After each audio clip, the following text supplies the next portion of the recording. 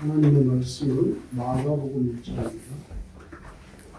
마가복음 1장 35절에서 42절, 35절에서 42절 교독하겠습니다.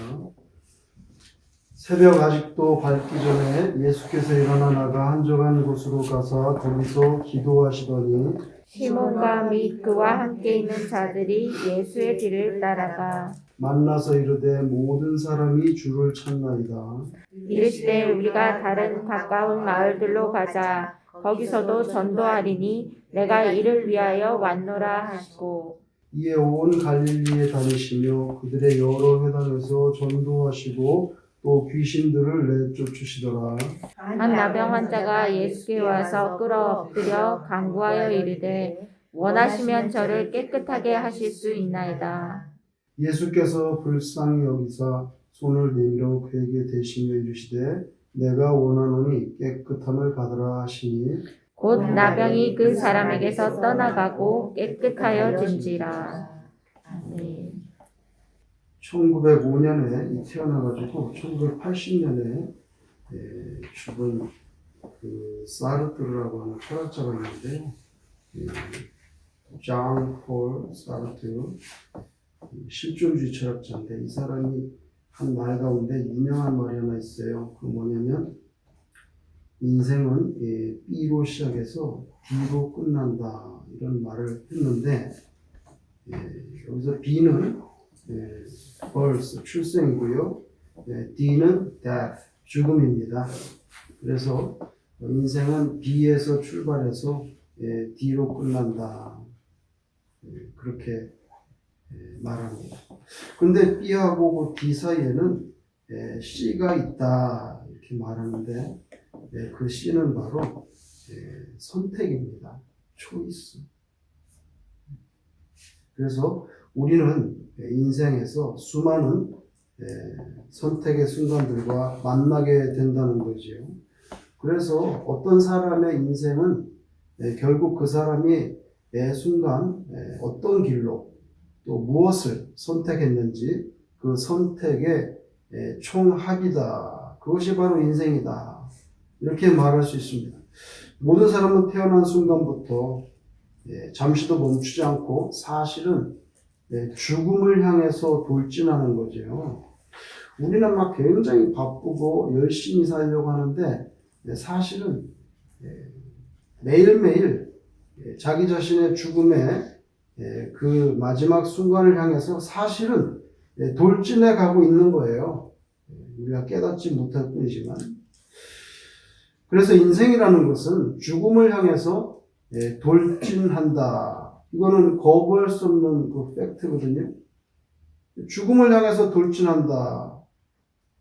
사실은 솔직히 말하면 절망이죠. 절망입니다. 근데 다양스러운 건 그나마 B와 D 사이에 C가 있다는 사실이에요. 그 죽음의 순간을 어떻게 맞이할 것인가. choice, chance, change, challenge. 전부 다 C로 되어 있습니다. 지나온 것에 대해서 후회하면서 한숨을 쉬기보다는 내 앞에 있는 것들 중에서 좋은 것들을 우리가 선택하면서 살아야 된다. 근데 여러분 선택한다는 것은 다르게 말하면 버린다는 것입니다. 여러 개 있을 때 제가 하나만 선택한다는 건 나머지는 다 잘라낸다는 얘기거든요. 그래서 사실은 선택은 곧 버리는 거예요. 오늘 주님의 모습, 뭘 버리셨고 뭘 선택하셨는가? 여러분 십자가의 십자가의 가르침, 길, 그 그것은 간단하게 말해서 자기 부인입니다.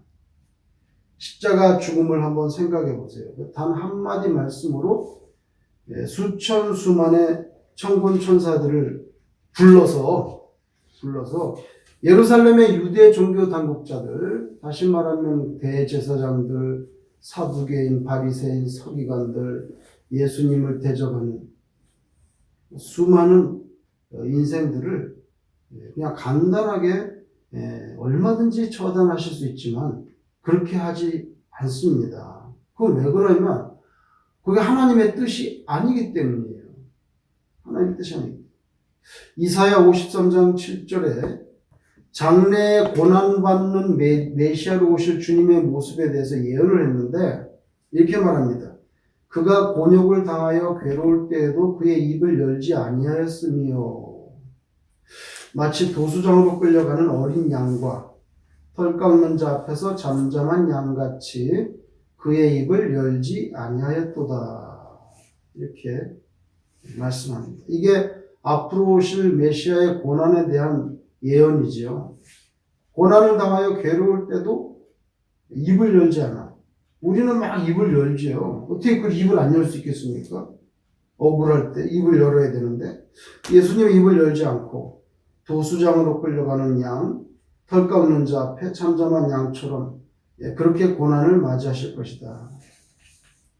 여러분, 세상을 심판하실 메시아께서 산헤드린 공회 앞에서 그리고 빌라도 앞에서 오히려 심판을 받으셨잖아요. 세상을 심판하실 분이 오히려 심판을 받습니다. 이런 주님의 모습은 우리 기독교 구원의 도에 있어서 정점이지요. 심판하는 자가 칼을 드는 자 아니겠어요?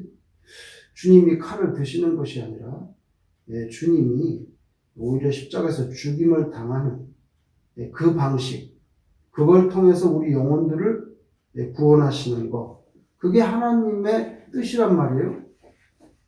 그래서 하나님께서는 독생자 예수님께 칼을 겨눕니다. 그건 원래 저에게, 우리에게 겨누어야 할 칼인데 그걸 예수님께 겨누셨죠. 그 정점에 도달할 때까지 공생의 3년 동안 주님의 모습 중에 오늘 한 부분이 여기 나와 있는데요. 마가복음 1장 읽어보면 주님께서 가버나움에 가셨어요. 가버나움에 가셔서 성경에 보면 가르쳤다. 이렇게 나옵니다. 가르쳤다. 그리고 귀신 들린 자들을 이제 귀신을 내쫓아 주셨다. 그리고 각색 병든 자들을 고쳐 주셨다. 시몬의 장모도 열병을 앓고 있는데 직접 가서 고쳐 주셨다. 1장에 그런 내용이 나옵니다. 그러니까 소문이 나가지고 수많은 병자들이 예수님께 몰려왔어요. 그거 다 치료해 주셨죠? 예수님이 인성을 가지고 있기 때문에 당연히 피곤하시겠죠. 그죠? 근데 오늘 본문에 보면 피곤했어도 오히려 새벽에 기도하시는, 그 다음날 새벽에 기도하시는 모습이 오늘 본문이에요. 그만큼 하나님과의 독대는 너무 중요하다. 새벽, 또 한적한 곳, 그리고 오늘 공독한 말씀의 마지막에 보면 나병 환자를 고쳐주시는 모습이 나옵니다. 그죠?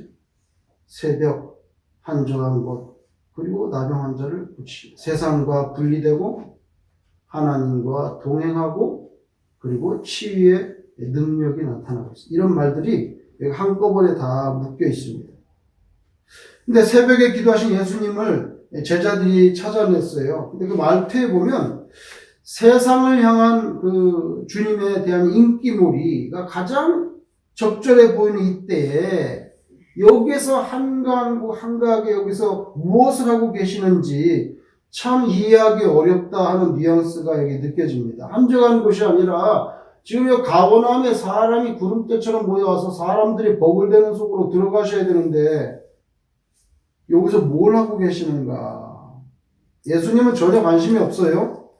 오직 사명을 준수하는 것, 그것만이 예수님 관심사인데 여러분 장래의 십자가의 죽음을 감당하셔야 될 분인데 그 인간 영혼 구원의 방식, 대신 죽는 거, 예수님이 대신 죽는 거, 대신 뭐 매 맞는다든지 대신 돈을 갚아준다든지 뭐 그 정도가 아니라 대신 죽으시는 것, 거기에 철저한 순종, 그 정점을 향해서 한 발자국 한 발자국 나아가시는 분인데 지금 뭐 사람들한테 인기 받는 그런 거하고 무슨 관계가 있겠어요? 주님이 십자가에 죽어서 우리가 살죠. 우리가 삽니다. 과거는요, 과거가 뭔가? 과거는 여러 가지로 이루어질 수 있다고 생각해요.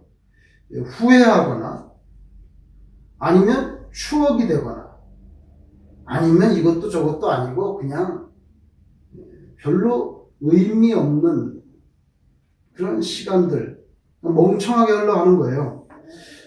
그런 것들로 막 범벅이 돼 있지만 우리 미래만큼은 그렇게 흐리멍텅하게 살 수가 없다. 우리 인생이 아주 저물기 전에 주님의 십자가의 죽음, 여러분 아브라함이 모리아산에서 아들 이삭에게 칼을 들이대려 했던 것처럼 모리아산은 예루살렘이거든요. 그 예루살렘에서 성부 하나님이 자기 독생자에게 칼을 들이대신 것. 그죠? 그 특별한 사랑, 우리를 향한 사랑. 그 하나님의 영, 그리스도의 영이신 성령님이 오늘날까지 우리를 면밀히 돌보시고 인도하시는 이 모든 것들, 이 은혜, 우리의 인생의 해가 완전히 저물기 전에 우리가 반드시 기억해야 된다. 전도서에 보면요, 이런 말씀이 나와요. 12장 6절 7절에 은줄이 풀리고 금그릇이 깨지고 항아리가 샘 곁에서 깨지고 바퀴가 온물 위에서 깨지고 흙은 여전히 땅으로 돌아가고 이렇게 나옵니다. 흙은 여전히 땅으로 돌아가고 바로 우리가 땅에 묻히는 거죠. 흙은 여전히 땅으로 돌아가고 영은 그것을 주신 하나님께로 돌아가기 전에 기억하라. 무엇을 기억하는? 무엇을 기억? 전도서 12장 8절에 전도자가 이르되 헛되고 헛되도다. 모든 것이 헛되도다. 그러면서 또 전도서 12장 13절에 일의 결국을 다 들었으니 하나님을 경외하고 그의 명령들을 지킬지어다. 이것이 모든 사람의 본분이니라. 이렇게 합니다. 그래서 우리가 기억해야 될 것은 하나님을 경외하지 않고 하나님의 명령들을 지키지 않는 인생들에 대한 최종적인 평가는 헛되다는 거예요. 그걸 기억해야 된다는 거예요. 그냥 전부 헛되다 그걸만 기억하는 게 왜 헛되냐고요. 왜? 하나님을 경외하지 않고 하나님의 명령들을 지키지 않는 그 인생에 대한 최종적인 평가는 너는 헛살았다. 헛개비였구나. 허상이었어. 너의 삶은 허무야. 요거죠. 요거를 흙이 땅으로 돌아가기 전에 기억해야 된다. 오늘 본문의 제자들은요, 이른 아침부터 막 또 다시 예수를 찾아오는 거예요. 어제 소문을 들었기 때문에. 그 몰려드는 군중들을 보고 확실히 마음이 굉장히 들떠 있었던 것 같아요. 이게 정말 뭔가가 벌어지고 있는구나. 우리가 예수님을 쫓아오길 잘했지. 내 이럴 줄 알았어. 고기 많이 잡힐 때부터 이상하더라 했지. 마음이 들떠 있었던 것 같아요. 근데 주님의 모습은 너무 다르다는 거예요. B와 D, 베들레헴 마구간에서부터 예루살렘의 골고다 언덕 그 사이에 주님은 끊임없이 하나님의 뜻, 성부께서 주신 사명을 향해서만 그쪽으로만 선택하신다는 거죠. 그래서 오늘 새벽에 오늘 본문을 보니까 그 선택은 가버나움에서의 안주가 아니라 이동. 계속 가버나움에만 있을 수 없지 않느냐. 내 병 고친 목적이 아닌데 하나님의 나라 선포가 목적이니까, 그러니까 하나님의 나라를 들어보지 못한 다른 마을로 가자. 그죠? 그래서 시몬과 및 그 함께 있는 자들이 예수의 뒤를 따라가 만나서 그러되 모든 사람이 주를 찾나이다. 근데 주님은 완전히 다른 말씀을 합니다. 우리가 다른 가까운 마을들로 가자. 거기서도 전도하리니 내가 이를 위하여 왔노라. 내가 이를 위하여 왔노라. 여기 주님이 이 땅에 오신 목적이 분명히 밝혀지고 있습니다. 병고침이 아니었어요. 전도였어요. 병고침은 그냥 예수님께서 인생이 너무 불쌍하기 때문에 베풀어 주신 은혜, 물론 중요한 은혜죠. 그 사람의, 한 사람의 그 병을 고쳐준다는 건 정말 그 사람에게는 새로운 우주를 만나게 되는 것과 똑같은 변화된 세계가 펼쳐지는 거잖아요. 그만큼 중요한 것이지만, 그렇지만 그건 부수적인 은총이다. 주님 생애의 본래적인 목적은 전도다 하는 것을 여기 분명히 밝혔습니다. 이걸 볼 때 그날 새벽 미명에 한적한 곳에서 주님께서 도대체 무슨 기도를 하셨을까? 그날 아침에 무슨 기도를 하셨을까? 근데 제 생각에는 그 주님의 기도는 다름이 아닌 전도를 위한 고민, 바로 그 내용이 아니었겠는가. 예수님이 그날 무슨 기도를 했겠어요? 금방 다른 마을로 가자. 이렇게 말씀이 튀어나오는 거 보면 그 아침에 그 기도를 하신 것 같아요. 여러분, 십자가의 도는 우리에게 나도 그렇게 예수님처럼 살겠다는 각오를 촉구합니다. 누구든지 나를 따르려거든 자기를 부인하고 자기 십자가를 내팽개치고 오너라 그러지 않고 자기 십자가를 지고, 그리고 무엇을 따릅니까? 나의 뜻, 나의 야망, 나의 계획을 따르는 게 아니라 그리고 나를, 주님을 따르라. 그러니까 신자들 인생의 길은요 이미 다 정해졌어요. 미안한 얘기지만 정해졌어요. 주님께서. 여러분, 우리는 어느 길로 가야 될까요? 내가 곧 길이요 진리요 생명인데, 예수님 따라가는 거죠. 그래서 신자가 됐다는 것은 그 주어진 길에 따라 살도록 초청받은 존재죠. 내 뜻대로 사는 거, 내 멋대로 사는 거, 멋대로 사는 것이 멋지다고 하는 그런 세상하고 신자의 삶은 확실히 다르다는 거죠. 그래서 신자의 뜻과 길은 B와 D 사이의 그 C는 항상 주님의 그것과 보조가 맞추어져야 된다. 이거 불편한 겁니다. 왜? 내가 가고 싶은 대로 못 가기 때문에. 구속받는 거예요. 그러나 성경에서 뭘 말씀합니까? 그 구속받는다고 생각하는 것이 진짜 자유라는 것입니다. 너희가 진리를 알지니 진리가 너희를 자유케 한다. 그 진리는 예수님이에요. 아까 말씀드렸잖아요. 내가 길이요? 진리요. 그러니까 그 진리는 예수님이에요. 근데 연세대학교 교훈은 진리가 너희를 자유케 하리라. 그렇게 돼 있어요. 근데 제 생각에 그 교훈은 모르겠어요. 그건 뭐 백낙준 총장이 지은 건지 누가 지은지 모르겠지만 처음에 진리가 너희를 자유케 하리라 했을 때 학생들이 그 진리가 예수님이다. 분명히 성경에서 예수님이거든요. 예수님, 내가 길이요 진리요 했으니까. 근데 진리가 너희를 자유케 한다니까 예수님이 너희를 자유케 하는 거예요. 예수님을 따르는 것이 구속받는다고 생각되면 안 돼. 예수님을 따르는 것이 죄와 사망에서 벗어나서 활개치며 사는 자유를 주는 거예요. 그런데 그 학생들이 그 진리를 예수님으로 생각하고 있는지 한 번도 채플에서 그런 것을 정확하게 교목이 설교하지 않더라고요.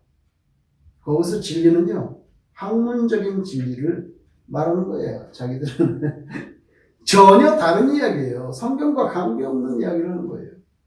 성경과 관계없는. 학문적인 진리를 학생들은 아마 인식하고 있을 거예요. 근데 전혀 그거 아니잖아요. 아니에요. 여러분, 빌립보서 3장 13절 14절에 형제들아 빌립보 교회에 편지하는 거예요.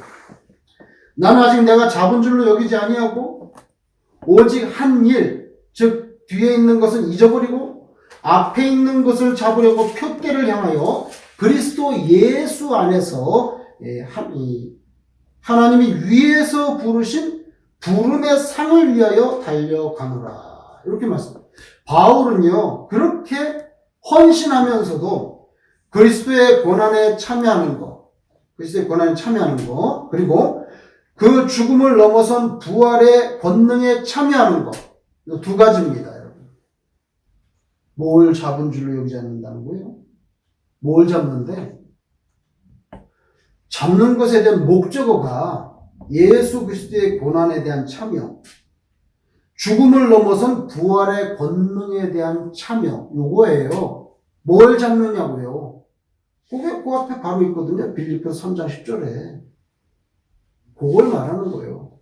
그걸 잡으려고 하는데 자기는 아직 잡은 줄로 생각하지 않는다는 거예요. 그렇게 주를 위해 헌신하면서도 나 잡았다고 생각하지 않아요. 아직 얻었다고 하지 않아요. 여전히 예수 그리스도가 하는 그 표대를 향해서 난 전진해 나가고 있다 이렇게 고백합니다. 그래서 빌립보 3장 12절에 내가 이미 얻었다 함도 아니요 온전히 이루었다 함도 아니라, 이 겸손을 보세요. 그렇게 인생 전체를 투자해서 헌신하면서도 내가 이미 얻은 것도 아니고 내가 아직 완전한 것도 아니다. 죽는 순간까지 바울은 예수 제자된 삶의 완성의 정점에 내가 도달했다 이렇게 말하지 않습니다. 계속 예수님을 푯대고 예수님을 따라가는 그런 그냥 도상의 존재, 계속 걸어가는 거예요.